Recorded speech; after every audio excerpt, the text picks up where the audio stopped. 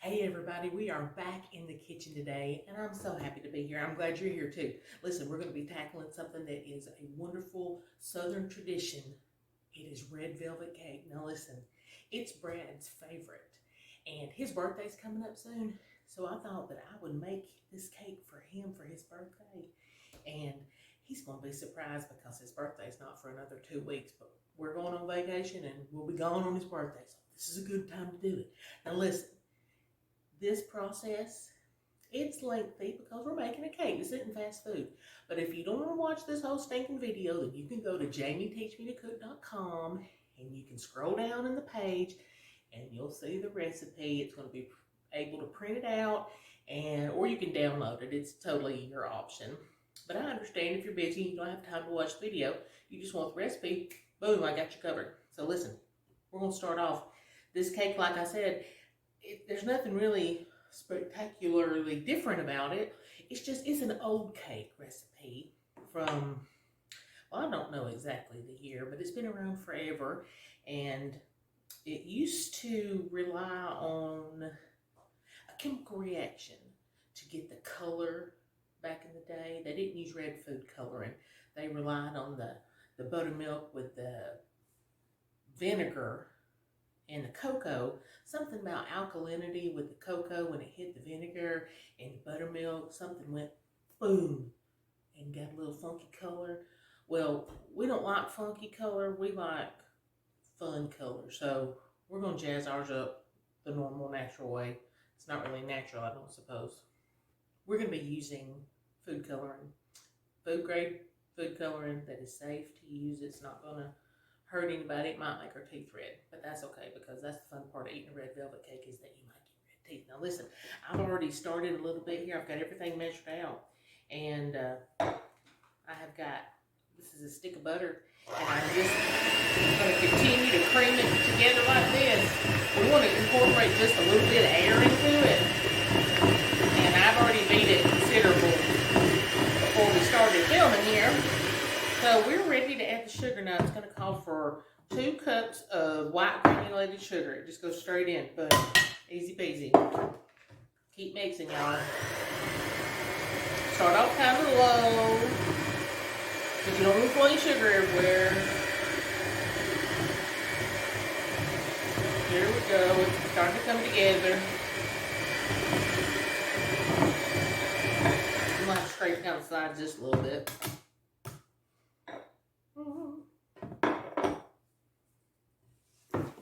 I ain't kidding y'all, that mixer's gonna have to go. It drives me crazy every time I use it because it wants to fall over. And sometimes I forget to put a plate out. So, you never know. I might be in the market for a new handheld mixer. Just saying.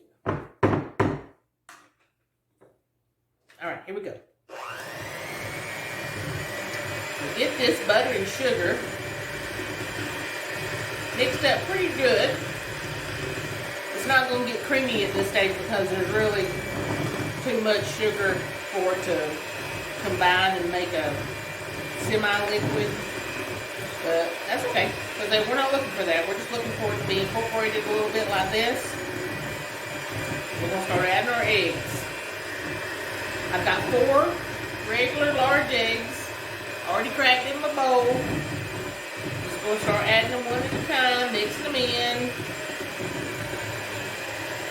Another one. Come on, you. Well, I guess there goes 3.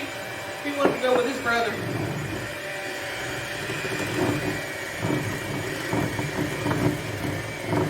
Now is when we're starting to see some action here. Move it up a notch. Really start getting it going. Bring it back down, add the last egg. Get all the goodie in there.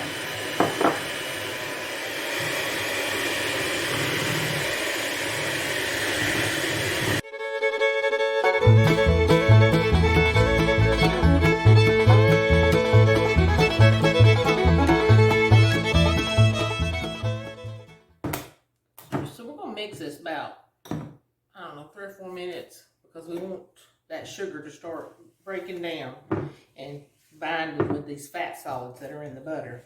And it's happening because I see it's loosening up and it's just what we want to happen.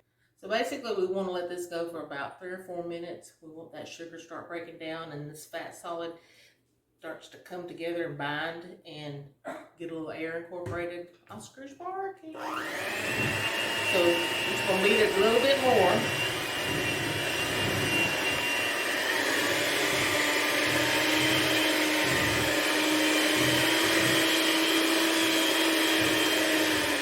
And when it starts to look about like I think it's good, I'm gonna start adding my flour. Now I have got 3 cups of all-purpose flour sifted in this bowl.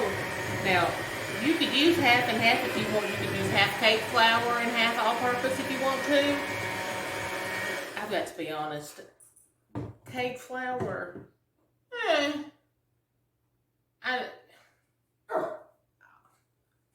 hello, Oscar. Cake flour, I mean, it's fine if you want to spend the money on it and have it on hand, but for this purpose, for this cake, all-purpose works just fine. I mean, I ain't gonna lie, it does. So I'm gonna put in a little bit here. I'm gonna go ahead and put my leavening agent. Since we're using plain all-purpose flour, we do have to have a leavening agent other than just the eggs. This is a full teaspoon of baking soda and a half a teaspoon of salt, straight in the bucket. And I'm not going to add that just yet. That's vinegar. This recipe calls for vinegar. It's just traditional. If you're making a red velvet cake and you leave the vinegar out, you're not making a true Southern red velvet cake. I'm just telling you. I'm going to go ahead and put a little bit of buttermilk in. The buttermilk is also an ingredient that you just can't fudge. You can't use regular milk. You got to use buttermilk. The cake requires the acidity. You're not going to get that taste that's so unique to red velvet. You really can't skimp on things with this recipe. I mean, if you just want to make a chocolate cake or if you just want to make a plain cake, well, that's your business. But if you're going to make a red velvet cake, you have to follow the rules. So, and that's hard for me because I don't like to follow rules much. But we're going to incorporate this, get it mixed up a little bit.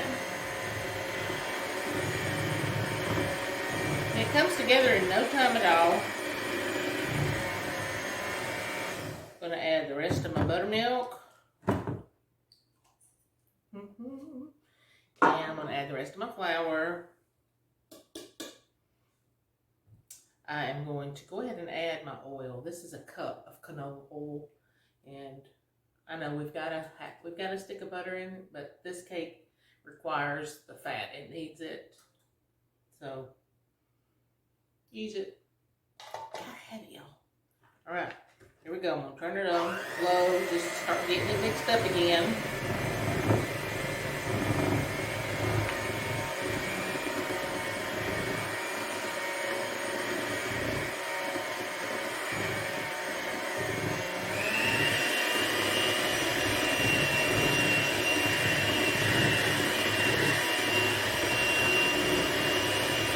Straight down the side.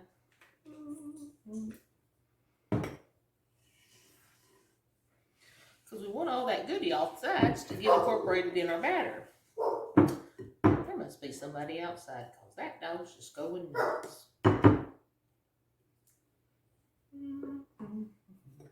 Going back on.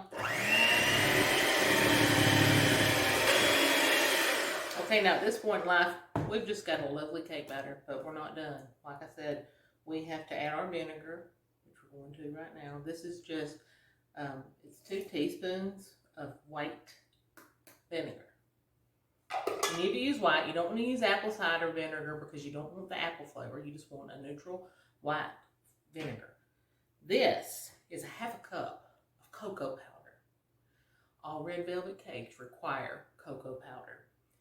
We're not making a chocolate cake. We want a cake that is flavored with chocolate. There's a difference. This has just got enough in it to give it its unique, its unique flavor and makes it red velvet. I mean, I'm sorry, y'all. I know I sound like a broken record, but I didn't create the red velvet entity. It is something that has been around for a long time here in the South, and well, you just do what you're supposed to, and it's going to turn out beautifully. So, here goes. Get that vinegar mixed in with our cocoa powder. We've got a lovely cloud of chocolate.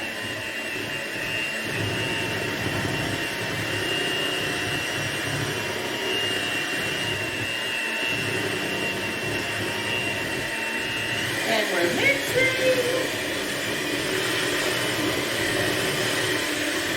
Now look, at this point, we have a lovely cake mix.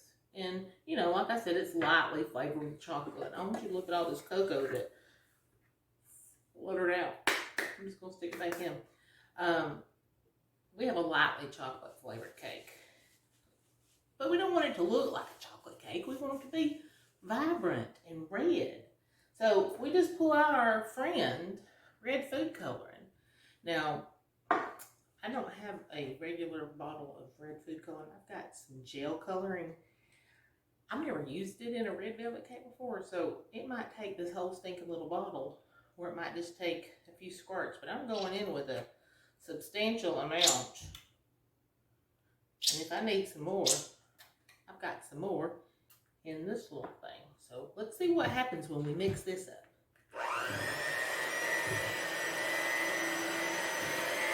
It's nice and, well, it's pink.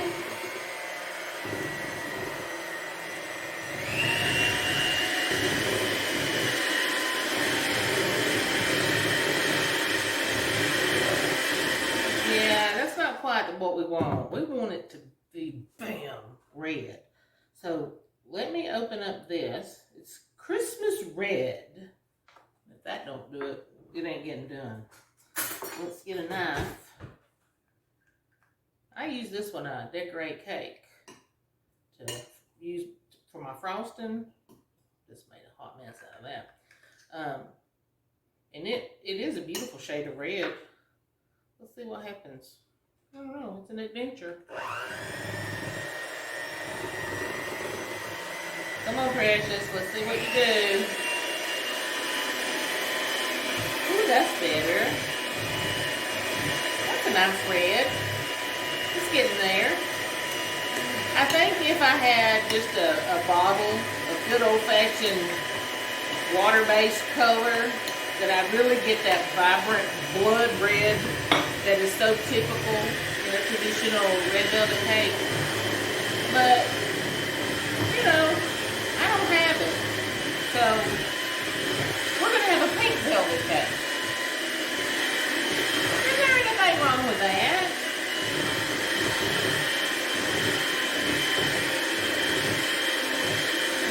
Some folks argue anyways that it's not healthy to put all that food coloring in your body.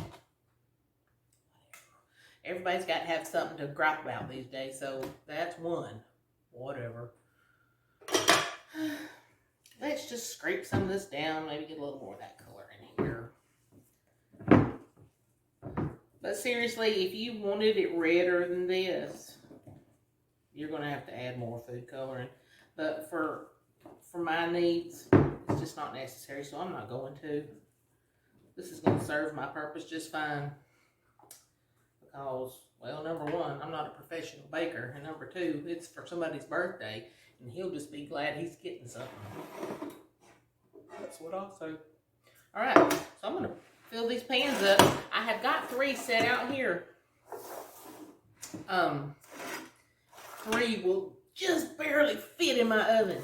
So, let's see if I can kind of get them evened out. A pour here. Let's see what I got. 1, 2, 3. And we'll stop it there. We'll go this one. 1, 2, 3.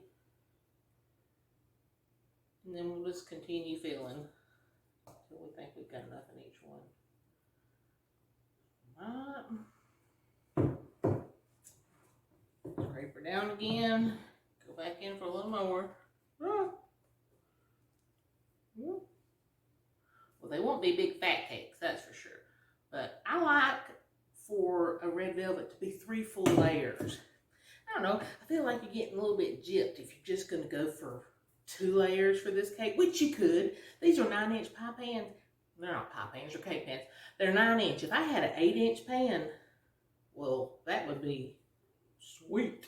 Because then this cake would probably be a little bit more impressive looking because it would fill up better. But you know, you're going to hear me say a million times, if you follow me, you use what you got. And it's not going to kill anybody. Well, don't poison people. But if you just have to deviate a little bit to make it happen, well, dang, do it. Because life happens, y'all. So we're going to spread these out just a little bit. Just like that. Got a little bit on the edge. Keep spreading.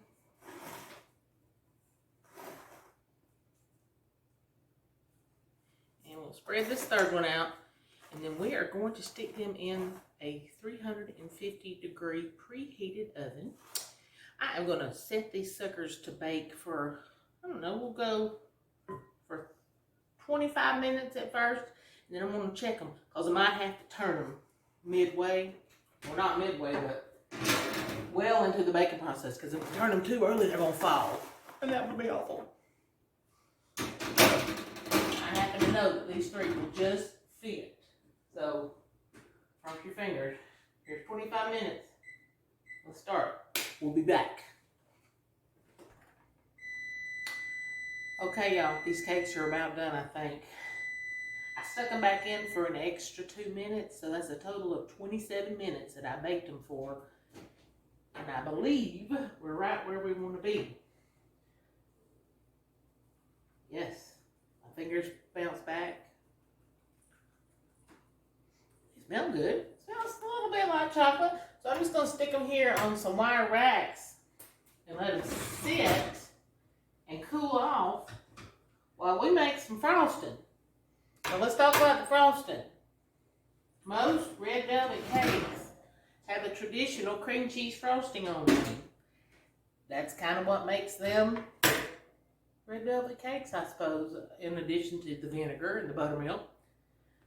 Well, like I said, I don't like to follow all the rules.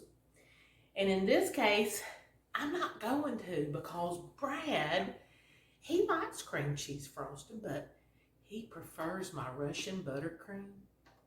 And I ain't kidding, y'all. I like it pretty darn good too. And it's going to be really, really good on this cake. He actually has mentioned in the past, if I ever do make a red velvet cake, he wants me to make the Russian buttercream. So that's what I'm going to do. I'm going to show you how to do it. You can already find the recipe on my website, jamieteachmetocook.com, and you'll see a whole section on Russian buttercream. And it's just the easiest thing in the world to make, and it is the silkiest, smoothest buttercream I've ever worked with. And that's because it's made up of basically butter and sweetened condensed milk. What? Yeah, you heard me, sweetened condensed milk. It works. It's crazy, but it works. So I've got these 3 cakes to ice, and I want to do it properly. Put a good bit in between. So I'm going to double up my Russian buttercream frosting recipe, and just so I'll have enough frosting to do what I want to do. So I'm doubling. So what you see here is 2 cups of softened room temperature butter. I'm putting it on my trusty KitchenAid because you don't want to mix this with a hand mixer because you'll be there all stinking day. Just saying. Okay, we are going to turn this on, and we are going to whip this butter until it starts getting pale in color. That color change indicates that it's got a considerable amount of air whipped into it, and that's what we want to see. So we're going to whip it up. I'll scrape it down a time or two just to make sure.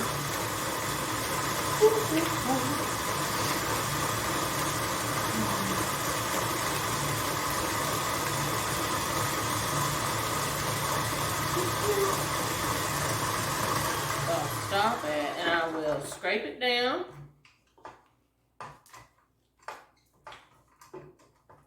Y'all, I'm not kidding. This frosting is good.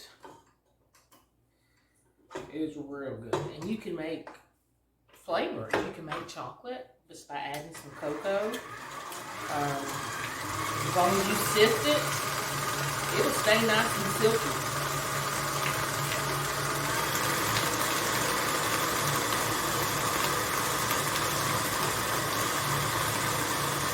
Okay, so it is beaten up nice, and it's to the right consistency as far as I can tell. And it's not going to hurt anything if, you don't add it at the right time. Of course, what is the right time? I don't know. I'm just going to start adding it. I'm going to turn this down a little bit lower.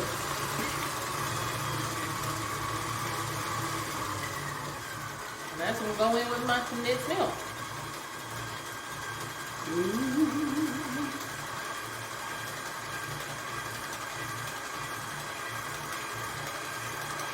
So we want to get that whole can in. I'm going to scrape down the sides of my can.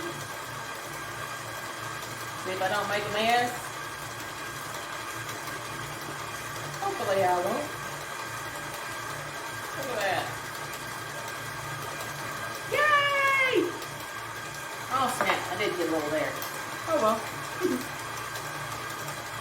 Okay, and now going in with my second container of the sweetened condensed milk, because I'm doubling this recipe, and each recipe calls for one whole can.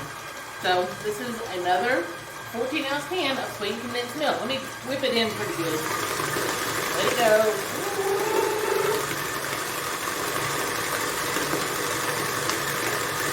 And it just whips up beautifully. This has to be right out of the refrigerator though. You can't make this with warm condensed milk. Now the butter has to be room temperature, but this condensed milk has to be out of the fridge. And you've had to have it in there overnight because you want it to be pretty dang cold.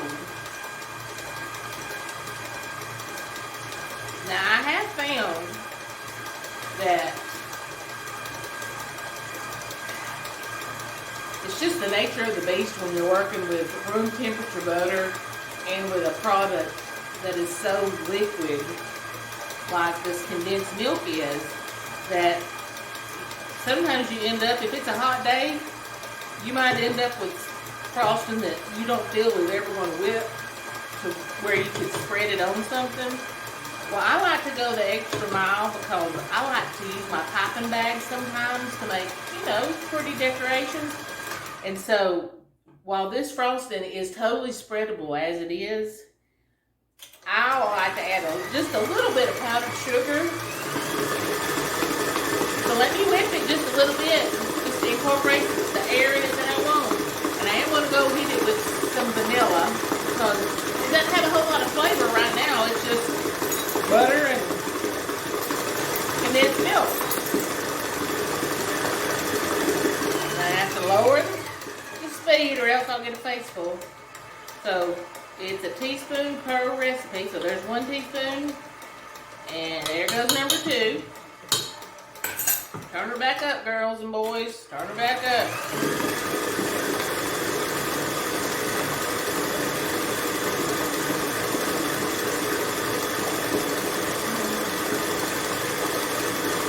This stuff just whips up beautifully. I'm going to cut this down and I'm going to scrape down my sides.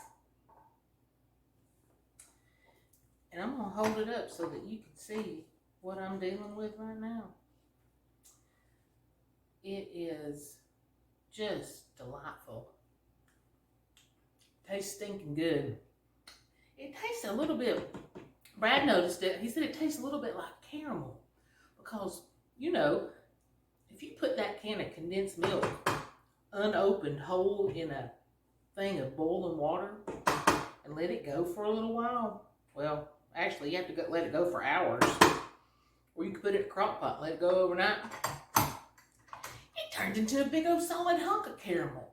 So as that milk cooks, it turns into caramel. So it's no wonder that this has a caramel flavor to it. But I like to add the vanilla just because I like it. So I'm going to go back over high, put some more air into it, and then I am going in with my powdered sugar because I want to be able to use my piping bag and make some swirly cues on it.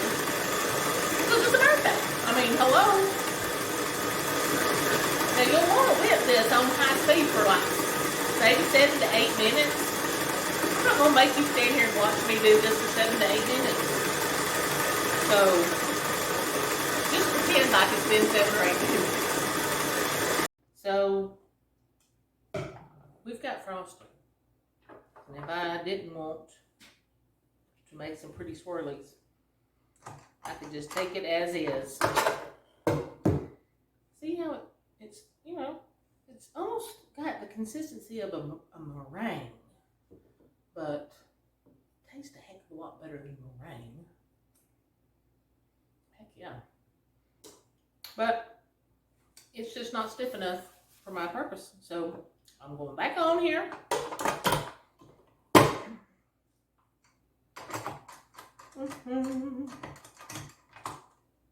And I'm going to add some sugar. I don't know that I'll use all of it. Normally I use a cup per recipe, so this is 2 cups. We're going to gauge it and see what it looks like.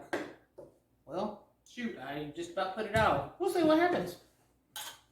I know I'll need at least that much.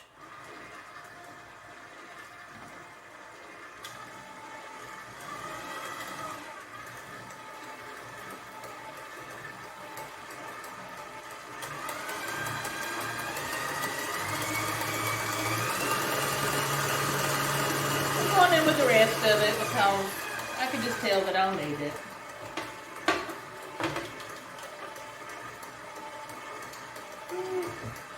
And we're going on high.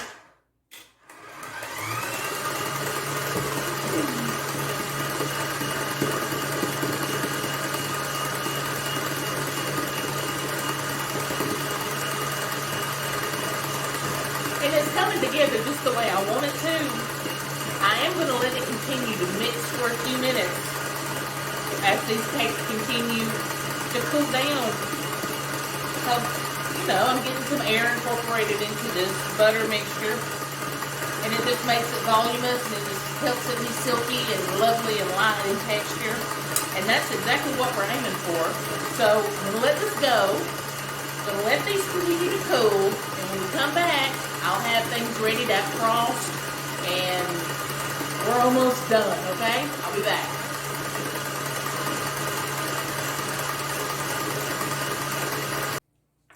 Okay, y'all, we're back.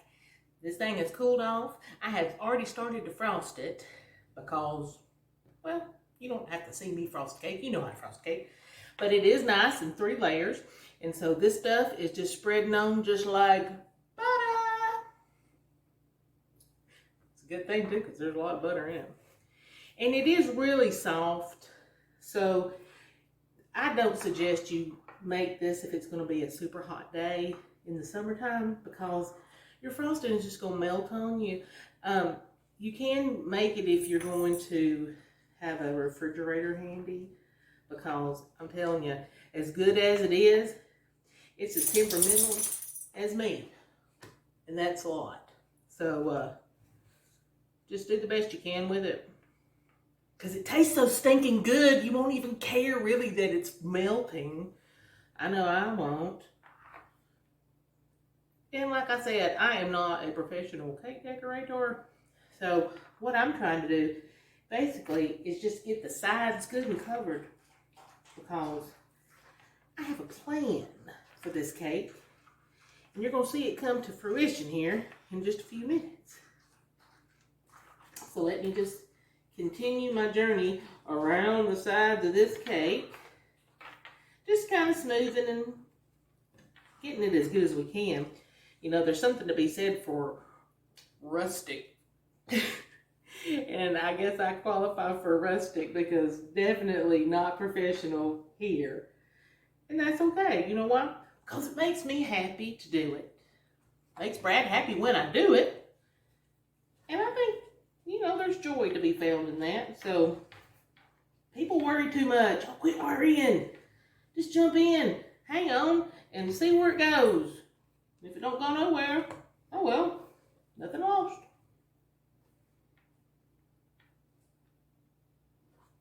All right, I am going to have to be quick here because this thing's going to start wanting to melt. So, this is about as good as I'm going to try to get it, smooth-wise. I'm just Give it one more turn here on the side just to kind of get the gloppy off. And that's good. What I'm going to do now,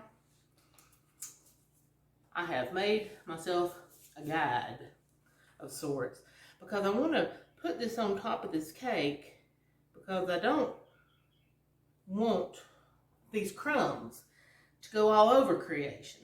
What I did, I trimmed one layer of the cake because it was lopsided. And I was hoping for that because I needed this part. And so I just cut this off, crumbled it up, and it's perfect. So what we're going to do, we're just going to sprinkle this, trying to be nice and neat with it, not getting over the side, Jamie. Bless my heart, y'all. Anyway, I just go around here. Sprinkle, sprinkle, sprinkle. Try to keep it neat. And if it's neat, whatever. Alright. It looks pretty good to me. I've covered what I want to cover. Now, getting this sucker off. Here goes. Are you ready? Cross your fingers for me. Say a little prayer.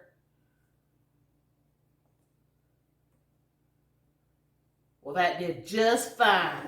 I'm okay with this. You know why? Well, because I am.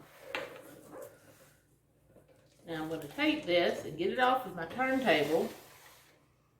Put my pretty little glass serving plate here. I'm going to set this cake down. And you could consider it a done deal. Look, it's pretty. It looks good. There's nothing wrong with it. Got a little hanger there that needs to go in my mouth. And I'm going to help it just a little bit. And I just want to put just a little, you know, a little dazzle on it. And if you don't want to do a little dazzle on it, you don't have to. Look, I'm not even doing anything in particular. I'm just squirting frosting. You know why? Because it's pretty. And because this shows you that you don't have to be professional to end up with something that looks lovely. Look at that. Shut the front door. And then if you wanted to, you could go around the bottom here. And you could just give it a little lick and a promise. Like I said, this stuff is so stinking soft that it is ready for the refrigerator right now. But once I do get it in the refrigerator, it's going to set up. And it's going to be perfect for slicing. And then when you get it on your plate, you're going to freak out because it's going to be so stinking good. And you're going to be like, I don't miss the cream cheese frosting. I hope that's exactly what you say. And, well, it's falling off the side. But you know what? That's okay, too. I hope that you've somewhat enjoyed this non-professional tutorial of what happens in my kitchen. I hope you join me over at JamieTeachMeToCook.com because I'm always getting into some kind of shenanigans over there. I'm always cooking something crazy. And basically, that's my life. I hope to see you there. Hope you've enjoyed it. Please subscribe to my channel and please like the video and share because, well, sharing is caring. I love y'all. Bye. See you next time.